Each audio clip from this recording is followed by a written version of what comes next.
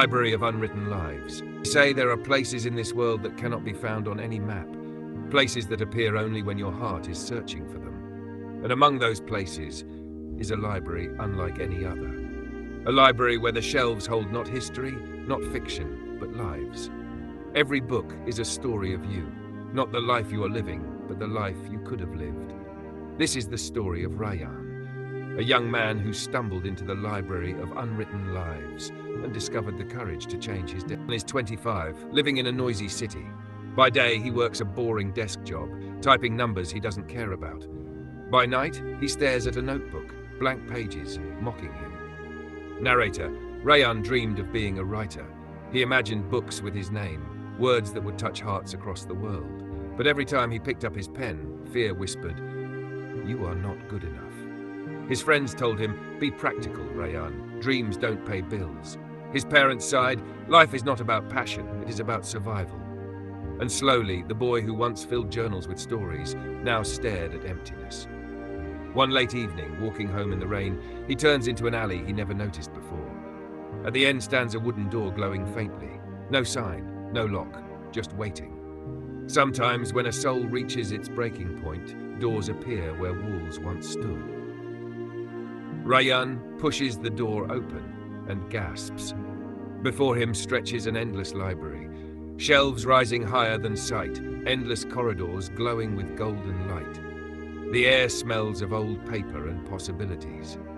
Every shelf carried books with names on the spine, and as Ryan's eyes adjusted, his heart froze, for every book carried the same name, his name. A gentle voice interrupts. An old woman in a long robe, eyes wise and calm.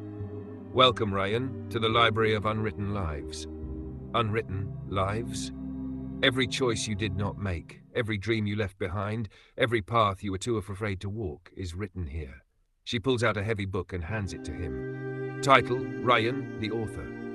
With trembling hands, he opened it. Inside were pages of a life that could have been, his books published, readers crying over his words, children inspired, hearts healed.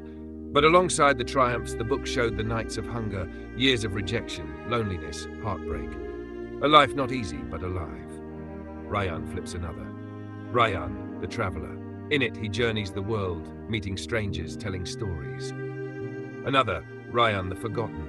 In it, he gives up, grows bitter, lives quietly, and dies with regret.